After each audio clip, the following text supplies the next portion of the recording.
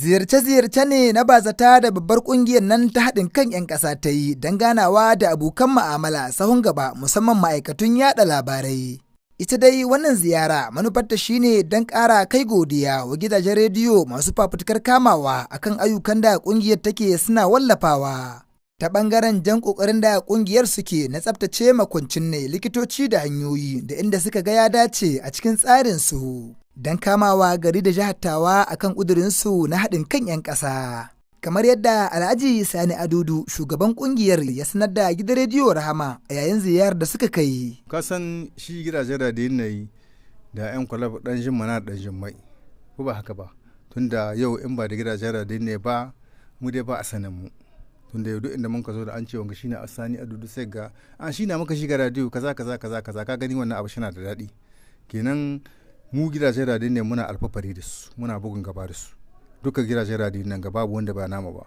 Kuma na farko ayyukan da muka yi kuma tare da suna muke yin su. Duk inda mun ka shiga sai sun shiga, in mun kada ƙahon munan sai sun kada ƙahon su. Kenan ba a biye suwa na ba. Shi yasa muka ce to ziyarar mu ta farko ya kamata mu yi ta gidajen radiyon ne. Shi yasa har gani muka shiga gidajen radiyon ne Tambara, Sarauniya, nan Radio Rahama, RGT, Murya Adar.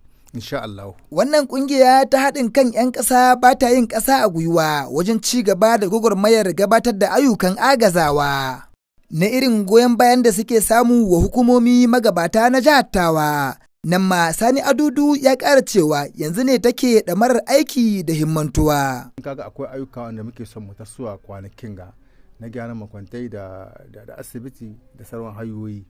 Saboda kun gani rassamdi wagar ta wuce tabarkalla an samu ai gagarumin aiki can makabarcin ne na gabas tunda har gwamnan jihar Sokoto mun zo mun gaice shi kuma ya zo tare shi da togashi da duka waɗanda sun kasance fartar da tunina su ma sun samu sun zo sarkin Tawa shi ma ya samu ya zo kenan goyon baya na kenan mun ci nasara nan ma kenan tunda mun samu goyon ba an nuna mana muna da goyon ba to shi a ƙarhin goyon muna mu ce mu hito ma mu abin tun da ziyarar mu ta farko da mun kai ta gidan mai martaba mun kai ta muna neman 'yan Kulob zaɓi sanka duka da 'yan fadodi muna neman mu gama kanmu mu zan uwan mu ɗai mu zan uban mu ɗai saboda abin da duk ya zama in ba a gama kai na wawace kenan abin bai zuwa ko ina ba mu cin nasara amma in mun ka zan uwan mu ɗai uban mu ɗai mun ka abin nan kowace kungiya yanzu misali ina matsayin president na jiha ko na federation kenan ya kamata da an aiko takarda guda aka ce to ga 'yan Kulob kenan duk dan Kulob da na faɗa ma kowace Kulob ce kenan ya kamata ta shi wannan kira a ta wurin aiki gaba ɗaya. Ire-iren waɗannan ƙungiyoyi sun jima ana damawa da su